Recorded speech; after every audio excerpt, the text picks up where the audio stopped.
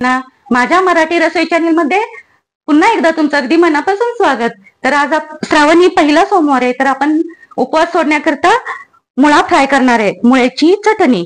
तर त्याच्यासाठी बघा मी इथं 2 मुळे स्वच्छ धुवून घेतलेले, एक टोमॅटो धुवून घेतलेला आहे स्वच्छ, 4-5 हिरव्या मिरच्या, कोथिंबीर स्वच्छ धुवून घेतलेली आहे, कांदा एक लागेल आपल्याला, आणि फोडणीसाठी आपल्याला जिरे, मोहरी, मीठ, हळद पावडर आणि तेल लागेल।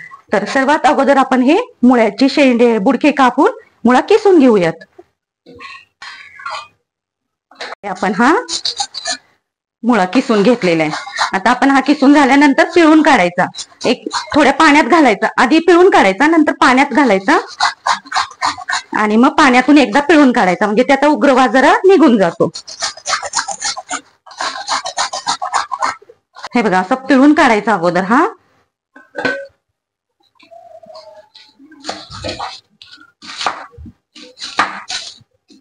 हे सर्व चिरून घेतलेले, आता मिरची, कांदा, कोथिंबीर, टोमॅटो चिरून घेतलेले। आता हे बिया पिळून काढूया आपण, बिया घ्यायच्या नाहीत आपण टोमॅटोच्या। त्याच्यात आपण तेल घालून घेऊया,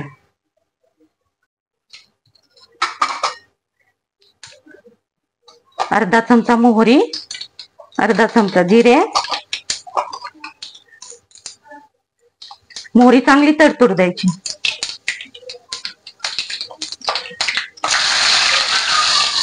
मिरची, कढीपत्ता आणि कांदा, चांगला तांबूस कांदा होईतोवर परतवायचा। मी 4 चमचे तेल घेतलेले आहे, 4 ते 5 चमचे, जरा फ्राय करण्यासाठी एखादा चमचा तेल जास्त लागतं। आणि मुळे नेहमी ताजे घ्यायचे, मुळ्याला अजिबात वास नव्हता। हे बघा ताजे मुळे असले ना तर त्याला उग्र वास येत नाही। तर चांगला हा तांबूस रंगावर आपण कांदा परतवून घेऊया। आता आपण हा टोमॅटो,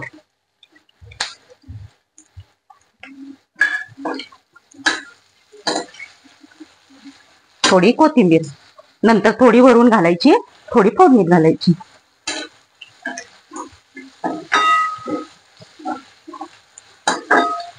थोडा अर्धा कांदा आपण आता मुळा टाकून घेणार आहे, मुळा फ्राय करायचा आहे आपल्याला, चांगला फ्राय करायचा।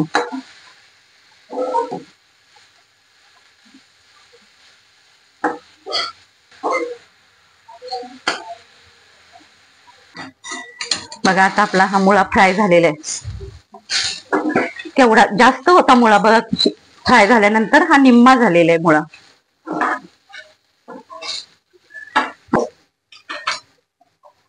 एक छोटा चमचा हळद पावडर घालून घेणार आहे आणि मीठ घालायचं चवीनुसार।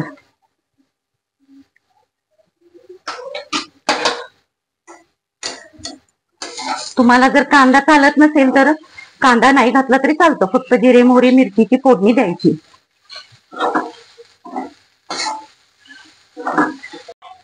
बघा अशा प्रकारे आपला हा मुळा बघा फ्राय झालेला आहे। आता आपण वरून कोथिंबीर घालूया।